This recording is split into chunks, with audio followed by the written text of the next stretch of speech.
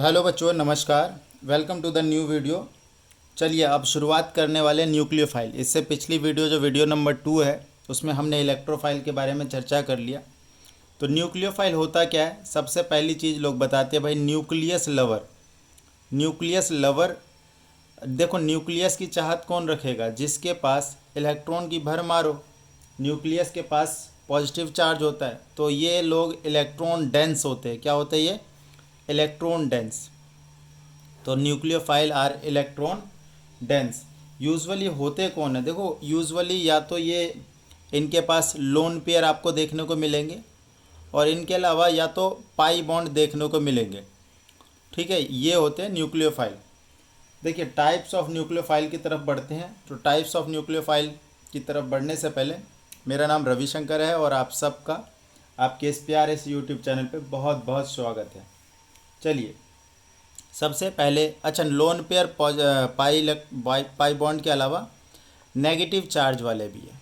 ठीक है, चलिए टाइप्स हम पढ़ते हैं। टाइप्स में जो पहली टाइप आ जाएगी बच्चे, पहली टाइप आ जाएगी nucleophile having negative charge. Nucleophile having negative charge. तो चलिए कुछ एग्जाम्पल की चर्चा कर लेते हैं कि नेगेटिव चार्ज वाले कौन कौन से न्यूक्लियोफाइल है। देखो जैसे कि H-, D-, T-, CH3-, तो ये तो कुछ अलग टाइप के होंगे। ये ऐसे न्यूक्लियोफाइल है जो इंडिपेंडेंटली नहीं पाए जाते हैं, किसी न किसी के साथ में होंगे। इनके अलावा देखो बहुत सारे नेगेटिव चार्ज न्यूक्लियोफाइल है। आपको पता है NH2-, OH-, उसके बाद जितने भी हेलोजन है जैसे F-, Cl-, Br-, I-। ठीक है, और देख लेते बेटा OR-, SR-, SH-, ETC, बहुत सारे हो गए। तो ये सारे न्यूक्लियोफाइल है जो कि जिनके ऊपर नेगेटिव चार्ज है। इसके अलावा देखते हैं हम लोग न्यूट्रल न्यूक्लियोफाइल। बी कैटेगरी में आ गया हमारे पास न्यूट्रल न्यूक्लियोफाइल। अब इसमें यूजुअली लोन पेयर वाले आएंगे और पाई बॉन्ड वाले। ठीक है, लोन पेयर और पाई बॉन्ड दोनों ही, ये नेगेटिव चार्ज वाले आ गए। अब लोन पेयर पाई, जैसे वाटर के पास देखो दो दो लोन पेयर होता है। एल्कोहल में जो ये ऑक्सीजन टर्मिनल है यहाँ से इलेक्ट्रॉन डोनेट हो सकता है। ईथर में ऑक्सीजन टर्मिनल से इलेक्ट्रॉन डोनेट हो सकता है। अमीन में नाइट्रोजन से इलेक्ट्रॉन डोनेट हो सकता है। अमीन चाहिए प्राइमरी अमीन, चाहे आपके पास हो सेकेंडरी अमीन। ठीक है, और जैसे हाइड्राजीन की बात करें तो ये भी न्यूक्लियोफाइल की तरह एक्ट कर सकता है। आगे हम रिएक्शंस में इन सबको देखने वाले हैं। या फिर हाइड्रोक्सिल अमीन, ये देख लीजिए, ये भी हमारा न्यूक्लियोफाइल हो जाएगा। इसके बाद जैसे फिनॉल की जगह थायोल की बात कर सकते हैं हम लोग, ये भी हमारा न्यूक्लियोफाइल हो गया। ट्राईफिनाइल फास्फीन, ये सारे एग्जाम्पल है बेटा न्यूक्लियोफाइल के। NH3 ammonia. ठीक, इसके अलावा जैसे ये तो लोन पेयर वाले हो गए। जैसे डबल बॉन्ड वाले ले लेते हैं, CH2 double bond CH2 ethene, ये एक न्यूक्लियोफाइल हो गया। ऐसे आप प्रोपीन भी ले सकते हैं। ठीक है, क्योंकि ये लूज बॉन्ड है, pi bond are loose electron, pi bond are loose electron. इसके बाद जैसे बेंजीन, किसी किसी रेयर केस में, फिनॉल, है ना, बहुत सारे केस है। ठीक है, तो जैसे कि अगर आपसे पूछे कि ये क्यों होता है, तो due to the positive H effect. ये जो है अल्फ़ा हाइड्रोजन, यहाँ पर ये 3 अल्फ़ा हाइड्रोजन है, तो जिनका पॉजिटिव हाइपर कंजुगेशन इफेक्ट की वजह से ये जो पाई बॉन्ड है ये यहाँ पर जा सकता है। ठीक है, अगर हम कंपेयर करें इन दोनों में मोर न्यूक्लियोफाइल कौन होगा? ये, क्योंकि जो OH ग्रुप है ये पॉजिटिव R इफेक्ट लगा रहा है, जिसकी वजह से रिंग पर इलेक्ट्रॉन डेंसिटी बढ़ रही है। ठीक है, आपको पता होगा कि ये पॉजिटिव रेजोनेंस इफेक्ट देता है, जिसकी वजह से रिंग जो है मोर एक्टिवेटेड होती है। ठीक है, तो ये सब चीज़ होगी। देखो एक दो नोट आप यहाँ पे चाहे तो नोट कर लीजिए कि अगर हम इलेक्ट्रोफाइल में, जैसे हमने पिछली वीडियो में देखा कि positive charge bearing species, but अगर इसमें पहला नोट मैं बात करूं, जो एल्कली मेटल होते हैं, alkali metal and alkaline earth metal, alkali metal and alkaline earth metal cation are not electrophile. मतलब आप कभी ये मत सोच लेना कि यार सोडियम प्लस है ये भी तो इलेक्ट्रोफाइल है, इस पर भी तो कोई न्यूक्लियोफाइल अटैक कर सकता नहीं, ये इलेक्ट्रोफाइल की तरह एक्ट ही नहीं कर सकते। दूसरा अगर नोट की बात करें, दूसरा नोट जैसे Hg मरकरी की बात करें, मरकरी Hg2+ या फिर Hg22+, ये इलेक्ट्रोफाइल होते हैं, ये इलेक्ट्रोफाइल होते हैं, ये इलेक्ट्रोफाइल होते हैं। इसके अलावा बच्चे थर्ड नंबर पे H3O+ और NH4+, अगर इनकी बात करें तो ये हमारे वीक इलेक्ट्रोफाइल होते हैं, ये हमारे क्या होते हैं, वीक इलेक्ट्रोफाइल होते बच्चे, ठीक है। तो ये सब चीज़ होगी। वीक इलेक्ट्रोफाइल क्यों बोल रहे, देखो एक्चुअली आपको लग रहा होगा कि यार ये कैसे इलेक्ट्रोफाइल है, इन दोनों की कोवैलेंसी कितनी है, कोवैलेंसी बराबर 4 है, और इनकी कोवैलेंसी 4 से तो ज़्यादा हो ही नहीं सकती। बट इसको हम समझा सकते हैं क्योंकि ये इलेक्ट्रोफाइल इसलिए बिकॉज ये न्यूक्लियोफाइल से रिएक्ट कर पाते हैं। आपको मैं एक चीज़ बताता हूँ, देखो ये हो गया वाटर का स्ट्रक्चर, बेंड शेप होता है। जब ये H+ से रिएक्शन करेगा तो ये हमारा OH3 में कन्वर्ट होगा, ठीक है। वैलेंसी से ज़्यादा बॉन्ड बनाते हैं तो पॉजिटिव चार्ज आता है, तो ये देखो यहाँ पे पॉजिटिव चार्ज आ गया। अब क्या होता है कि अगर मैं यहाँ इसके सामने अमोनिया लेके आऊँ तो यहाँ पे ये रिएक्शन शो कर देता है, देखो इसके ऊपर जो है पार्शियल पॉजिटिव चार्ज, तो ये वाला बॉन्ड वो ये वाला जो प्रोटॉन है ये लेके चले जाता है ये। तो बेसिकली क्योंकि ये एक न्यूक्लियोफाइल है तो बाय डिफ़ॉल्ट इसे क्या होना पड़ेगा, इलेक्ट्रोफाइल। तो इस तरीके से ये इलेक्ट्रोफाइल है। उसके अलावा अगर हम BH4- की बात करें, चौथा पॉइंट BH4- इसकी बात करें तो ये एक ना वीक न्यूक्लियोफाइल होता है, वीक न्यूक्लियोफाइल होता है, ठीक है।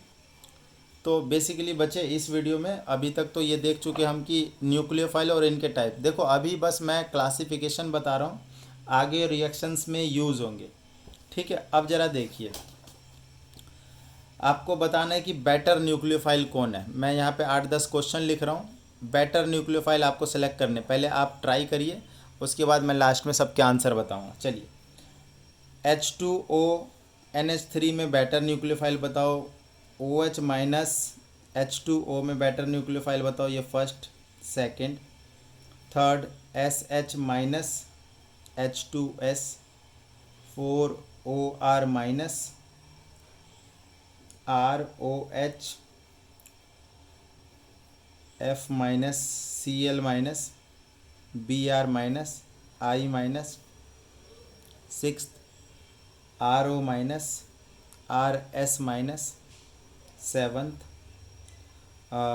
R3N, R3P, 8 NH3, NH2, NH2, 9th NH3 and NH2, NH2 gas phase, ठीक है। एक और ले लेते हैं, काफ़ी है। चलिए देखते हैं।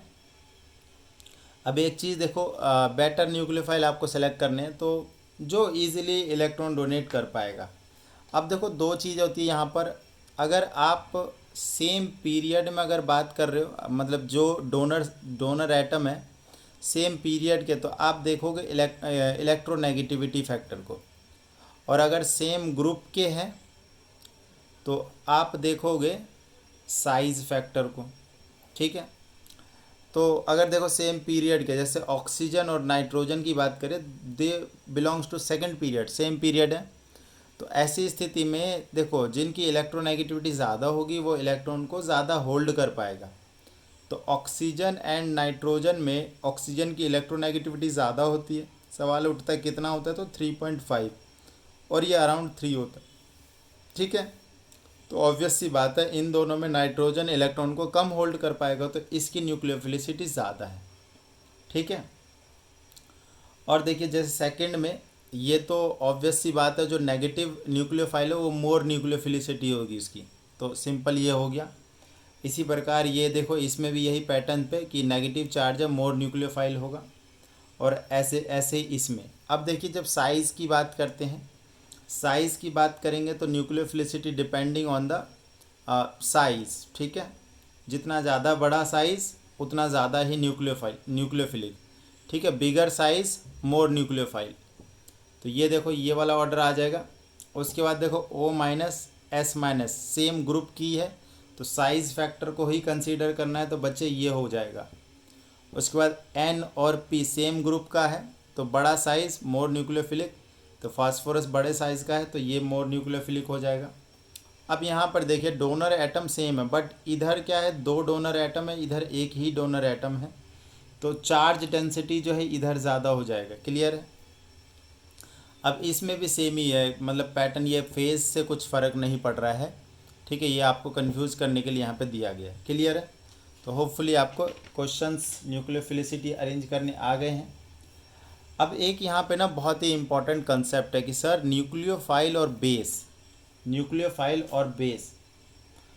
दोनों थोड़ा सा कंफ्यूजिंग रहता है कि कब न्यूक्लियोफाइल बोलेंगे कब बेस बोलेंगे। देखो बेटा, अगर आपके पास ना एक न्यूक्लियोफाइल है, इसके ऊपर लोन पेयर है, अब ये डोनेट कर रहा है, अब इलेक्ट्रॉन डोनेट कर रहा है, ठीक है, ये इसकी न्यूक्लियोफिलिसिटी है। अब यहाँ पर देखो कि एक्सेप्टर कौन है। यूजुअली मतलब मेनली क्या होता है कि एक्सेप्टर के आधार पे हम डिसाइड करते हैं कि यार इसको हम न्यूक्लियोफाइल बोलेंगे कि बेस बोलेंगे। ठीक है, इलेक्ट्रॉन डोनर, मान लो कोई एटम है ए, अब इसको आप न्यूक्लियोफाइल बोलोगे कि बेस बोलोगे। अगर ये अपने लोन पेयर किसी एसिड को दे रहा है तब तो हम इसको बेस बोलेंगे। अगर ये अपने लोन पेयर अपने एसिड को दे रहा है तो इसको बेस बोल देंगे। अगर ये एसिड को छोड़ के किसी को भी दे दे, लेट्स से कार्बोकटाइन को दे दे, ये ही अपने लोन पेयर जो है इसको दे कार्बोकटाइन को दे दे, तब अब इसको हम बोलेंगे न्यूक्लियोफाइल और इसको बोला जाएगा इलेक्ट्रोफाइल। ठीक है, अगर एटम या मॉलिक्यूल ने अपने लोन पेयर एसिड को दिए हैं तो उसको बेस बोलेंगे। अगर इलेक्ट्रोफाइल या फिर एसिड के अलावा किसी और को भी दिए हैं तो सिंपल उसको क्या बोलेंगे, न्यूक्लियोफाइल बोलेंगे। ठीक है, तो देखो ज़रा इसके बाद जो चीज़ें हैं, जो न्यूक्लियोफिलिसिटी जो होती है, न्यूक्लियोफिलिसिटी काफ़ी सेंसिटिव है। Nucleophilicity is very sensitive. किस टर्म्स में मैं बात कर रहा हूँ, देखो ज़रा, न्यूक्लियोफिलिसिटी जो होता है ना, 2 चीज़ों से इसको फ़र्क पड़ता है। ये स्टीयरिक क्राउडिंग होने की वजह से न्यूक्लियोफिलिसिटी का फैक्टर चेंज होता है। और दूसरा टाइप ऑफ सॉल्वेंट यूज़, इसके बारे में हम चर्चा करेंगे। उसके लिए एक बहुत ही इम्पोर्टेंट एग्जाम्पल की सहायता से उसको समझाएंगे। टाइप्स ऑफ सॉल्वेंट में बेसिकली हम क्या क्या ले लेंगे, एक बार हम ले लेंगे नॉन पोलर सॉल्वेंट, एक बार ले लेंगे polar solvent, polar protic solvent, और एक लेंगे पोलर एप्रोटिक सॉल्वेंट। ठीक है, तो polar protic solvent, non polar solvent और पोलर एप्रोटिक सॉल्वेंट, इसमें किस तरीके से जो न्यूक्लियोफाइल है उसकी न्यूक्लियोफिलिसिटी कैसे चेंज करती है, बेसिकली हम ऑर्डर को समझने का प्रयास करेंगे। ठीक है, तो फिलहाल इस वीडियो में इतना ही। आपको वीडियो समझ में आया, पसंद में आया तो प्लीज़ वीडियो को लाइक करें, चैनल को सब्सक्राइब करें। धन्यवाद।